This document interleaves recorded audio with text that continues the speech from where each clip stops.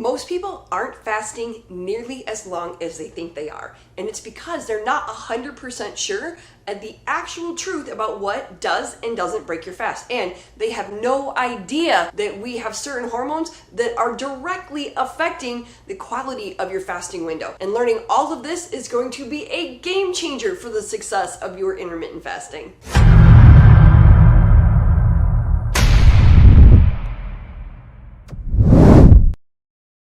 My name is Terrell, and I'm one of the coaches here at Beyond 40. And one thing that happens in my coaching calls all the time, especially if weight loss has stopped or it's really started to slow way down and we're trying to figure out just what's happening. And so we go through like everything you eat in a day, drink in a day, and the timing of all of these foods and drinks, anything that you consume. And after listening to people go through their whole list and telling me exactly what they're doing, a lot of times I say, so you really only fasted for like 8 hours? And they say, no, it was like 14 or 16 or whatever their plan was. And the truth is they didn't fast that long. So before we decide what does or doesn't break a fast, we need to consider two things. We need to consider, does it provide energy in any way that our bodies can use instead of the stored energy that we have? And this is a big one. How does it affect other processes going on inside our bodies at that time? So let's jump into these foods and drinks and see how it all works.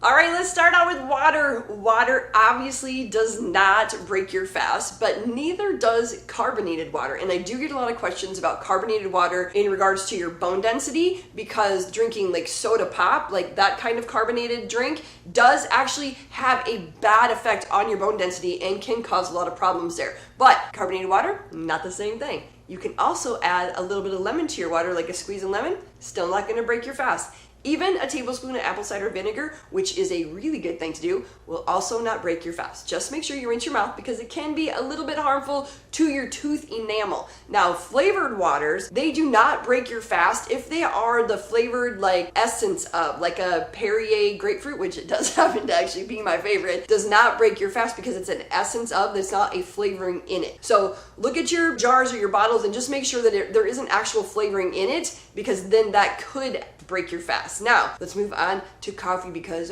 we love coffee. I start my day off with it every single day. Now, in order for it to not break your fast, it does need to be black.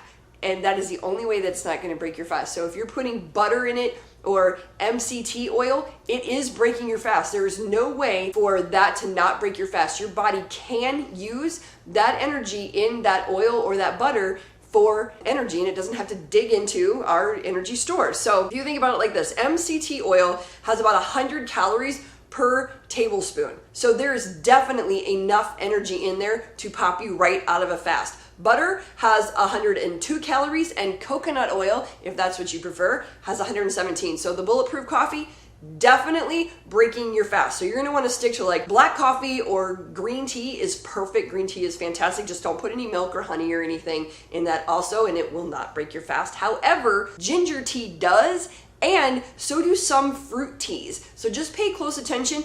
Stick to the green tea. It's just gonna be easier. It tastes great, and it's really, really good for you. Now, the next thing I wanna talk about, protein supplements. Now, protein powders definitely break your fast. Pills definitely break your fast. Your body can use these proteins, break them down into energy, and never has to be stored, and now you are popped out of your fast because you're using the energy from the protein shake or the protein pill. Branched chain amino acids, yes, they break your fast. I am sorry, I know, but they do. They break your fast because your body's just gonna use those amino acids for energy. So I personally take an amino acid pill because I don't really like the way those fake powders taste. But anyway, that breaks my fast. So I wait until my fasting is over before I take my amino acid pills. So yes, proteins, amino acids, they definitely break your fast. And here's one that gets a lot of people, and that is bone broth.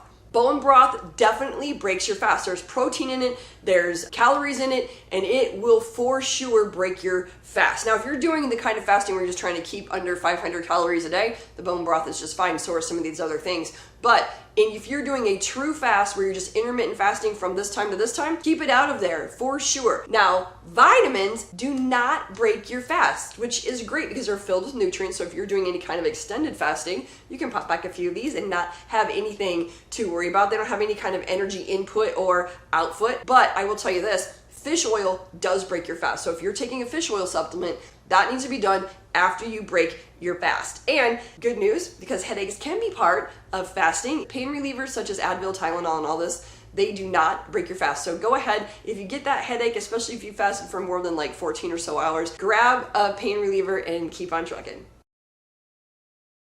Now we need to talk about artificial sweeteners, because I get asked this all the time, is do these artificial sweeteners break my fast? And I'll tell you this, artificial sweeteners have 0 calories and they are hundreds of times sweeter than actual sugar. And most of them do not technically break your fast. But the key word is technically, because these artificial sweeteners can induce an insulin response.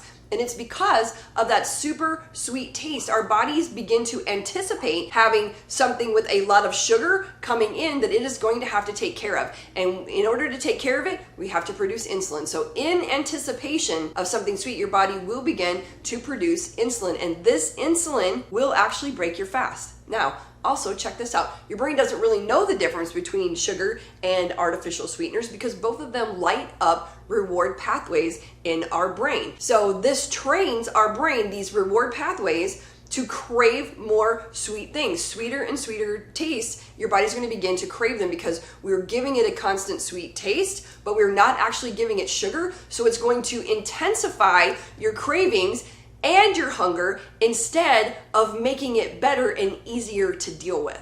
And now artificial sweeteners actually cause your taste for healthy foods to become unpalatable. This is because you are so used to this intense sweet taste and all the intense flavors in the foods that artificial sweeteners are normally in, that now you don't like the healthy ones because it doesn't taste as good. I mean, people will even say to me, you know what, I don't really like water. Like, what? Water? You don't like water? Oh my gosh. Anyway, several studies have linked artificial sweeteners to excessive hunger, weight gain, and insulin resistance. Artificial sweeteners, they're supposed to be fixing all these problems, not causing them. So if you're about to ask, well, what about stevia? It's natural. Don't, because while in small amounts, stevia has not been shown to raise your insulin levels, so technically it would not be breaking your fast. But there is a huge difference between products sold in the grocery store that have stevia in them and the actual stevia plant. These products in the store, they do not contain the stevia leaf. They are made from highly refined stevia leaf extract. So this is so refined, and it goes back to what we talked about before with this extra sweet flavor causing more cravings and actual weight gain. So most stevia products are mixed with dextrose and erythritol. Now, none of these are bad in like small amounts, but they don't help you over the hump with those sugar cravings, and they certainly don't help you move on to more of a healthy diet. So please keep them to a minimum, and nothing is bad in a little bit here and there. It's honestly fine. But focus on natural, nutrient-dense whole foods as often as possible. And if you have been using artificial sweeteners with your intermittent fasting to try to get you through, but your weight loss has stalled or stopped, cut them out and see how quickly that scale goes down. I see it every single day.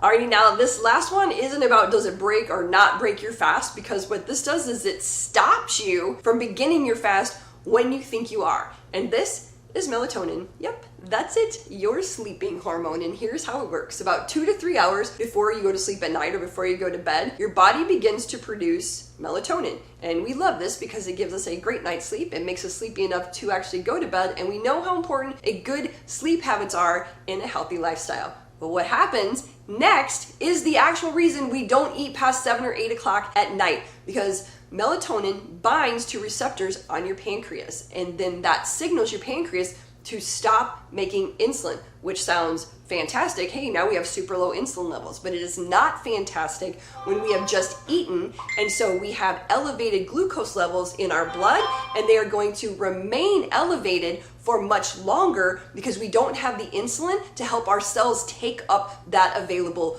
glucose. So you are not fasting when you have elevated glucose levels, which is what happens when our melatonin production shuts down our insulin and we have just eaten. We extend the amount of time that we have the elevated glucose levels. And a little bit of a side note is that elevated glucose levels are directly related to our brain health. So we want to keep the extended amount of time that our blood glucose is raised to protect those brains. Now, we have an over 40 hormone reset diet. It's right here, and I'm going to put the link to it in the description. We got fasting in there, we've got some carb cycling in there, and it is one of our most successful plans. But also, if you'd like to know a little bit more about intermittent fasting, how to start, what's the best link, I got the video for you right here. And thank you so much for sticking around. Let me know if you have any questions in the comments. I'd love to answer them. Thanks for watching. Have a good day.